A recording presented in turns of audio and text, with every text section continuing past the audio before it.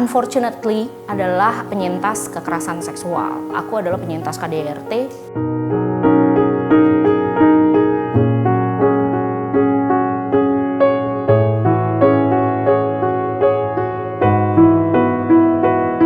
Kalau saja aku tidak ditinggalkan, mungkin aku masih ada di posisi itu. Pada saat itu jatuh banget, berasa seperti hidupku runtuh, nih lah duniaku runtuh ya. Dan aku ngeliat anakku dan aku mikir, oh my God, lalu apa? Aku ditinggalkan, aku memikirkan diriku sebagai seorang istri yang ditinggalkan, tanpa aku menyadari kalau aku juga seorang ibu. Dan ada anakku yang juga ditinggalkan. Itu yang kutanya pada diriku sendiri. Then what? Apa yang bisa aku lakukan? Karena hanya akulah yang bisa aku kontrol. Aku tidak bisa mengontrol dunia ini supaya baik padaku. Aku tidak bisa mengontrol semua orang untuk baik padaku. Tapi aku bisa mengontrol bagaimana reaksiku terhadap orang-orang yang tidak baik ini, terhadap dunia yang gak kondusif ini gitu. Dari ditinggalkan 2 tahun kemudian baru aku bisa yang, ini loh Poppy ini yang seperti ini loh.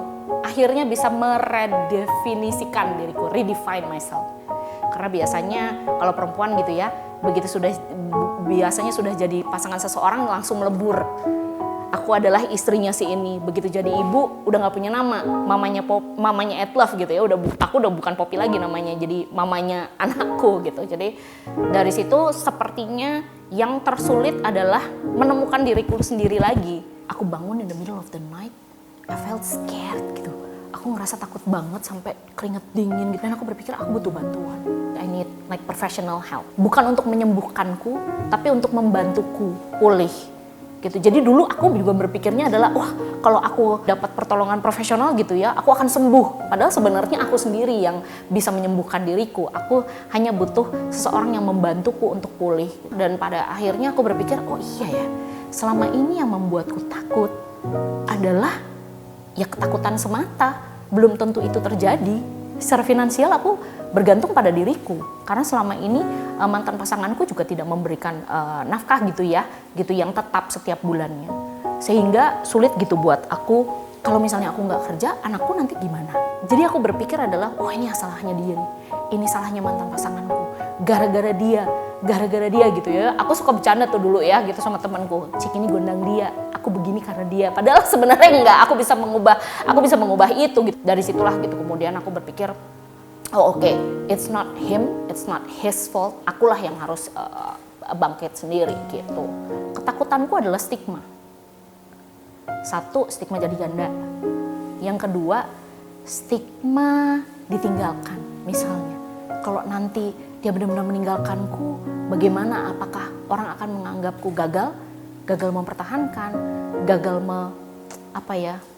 membuat suami betah di rumah, gitu kan?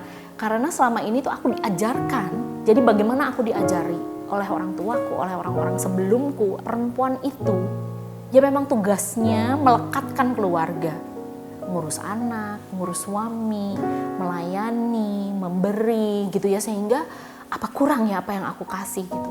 Dan aku berpikir, no, I need to fight for this. I'm not a quitter.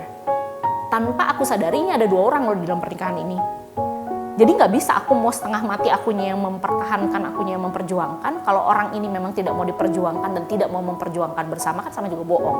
Ketakutan yang pernah aku pikirkan di masa aku dulu sebelum aku ditinggalkan sama sekali tidak terjadi. Most of it ya, karena kan aku punya komunitas gitu ya, komunitas perempuan gitu ya. Aku menyebutkan ke mereka, kita punya tangan cuma 2, nggak akan cukup untuk nutupin mulut semua orang, tapi cukup buat nutup telinga sendiri, fokus aja gitu. Tujuan kita apa? Jadi pada saat aku menemukan diri aku lagi, mulailah di saat itu aku berpikir, oh oke, saatnya untuk tutup kuping, saatnya fokus gitu. Ini hanya sekedar ketakutan, jangan terus-terusan dipikirkan. Jadi begitu aku pikirin kan it's like self-fulfilling prophecy. Begitu kita yakin kita akan jatuh, kita malah beneran jatuh gitu. Jadi aku fokus pada apa yang aku inginkan, bukan apa yang ingin aku hindari. Pinginnya apa, itu aja terus yang aku ulang-ulang di kepalaku. Menariknya nggak pernah kepikiran membantu orang lain. Sampai kemudian ada satu TV nasional gitu ya yang ngundang aku, oh ternyata banyak ya perempuan-perempuan di luar sana yang berpikir sepertiku dulu. Dan mereka bukan butuh bantuan, tapi mereka butuh diingatkan dan dikuatkan sebenarnya. Kalau kamu bisa loh, kalau kamu punya ini loh, Dan pada saat kemudian aku bilang sama teman-temanku gitu ya, apa kita bikin ya support group? Sepertinya memang itu dulu yang aku tidak punya. Sehingga aku berpikir ini adalah problemku dan ini lebih berat rasanya. Karena nggak ada orang yang satu frekuensi gitu loh, yang mengerti. Seperti kita selalu bilang, kita ini bukan penyelamat, kita pendamping. Gitu, kita mendampingimu. Kalau dalam hidup ada 3 pertanyaan, where are you now, where do you want to go, and how to get there, kita akan mendampingimu to get there-nya, bukan membawamu ke sana, tapi kita mendampingimu ke sana gitu. Jadi buat kita setelah itu pada saat kita berpikir, oh ternyata banyak yang merasa terbantu ya, hanya dengan mendengarkan mereka bercerita, mereka merasa terbantu. What else can we do? Dari situlah kemudian yang oke, ini sesuatu yang nggak perlu bayar. Kita sendiri nggak perlu bayar, kita sendiri nggak perlu special skill, kita hanya perlu sesuatu yang emang Tuhan sudah anugerahkan ke kita gitu, telinga gitu untuk mendengarkan mereka.